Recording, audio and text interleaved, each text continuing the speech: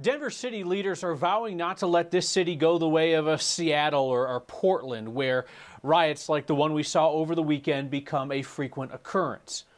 Leaders of the Black Lives protests in Denver quickly distanced themselves from that different group that came out over the weekend with the express purpose of violence.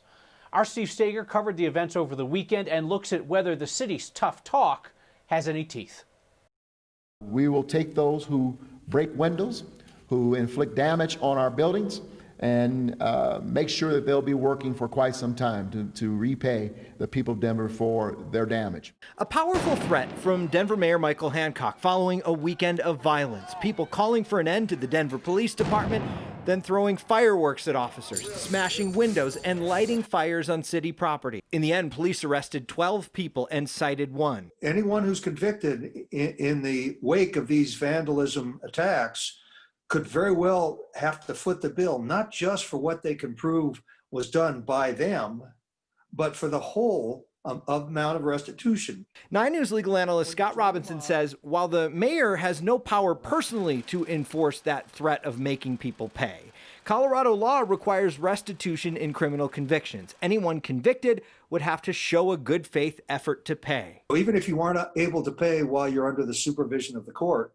it's probably going to be a debt that could follow you the rest of your life until paid. A spokesman for Denver DA Beth McCann told me this afternoon that her office is in full support of the mayor and she will prosecute any cases she can that come her way.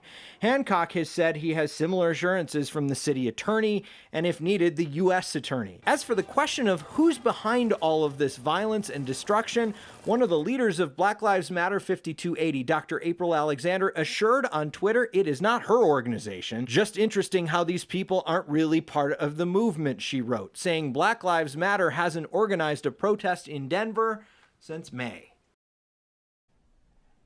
We still haven't gotten an estimate from the city just how much this weekend's violence and property damage cost. We did learn that the city has spent about $1.3 million both repairing damage from and preparing buildings for these kinds of violent acts so far this year. Kyle. And while a lot of the anger was directed at those government buildings, Steve, we saw private businesses damaged as well, and those folks might have a claim against the people who did the damage. Yeah, and Scott Robinson says that could be handled through this court-ordered restitution, but it was interesting to hear the mayor speak yesterday and say that the city in these cases is going to take the evidence gathered from the people on the ground, the evidence gathered against the people arrested, and give that information to any business owner who may have had property damage so that they then can file a civil claim to try to recoup some of the damage from those who inflicted it. All right, Steve Stager, thank you very much.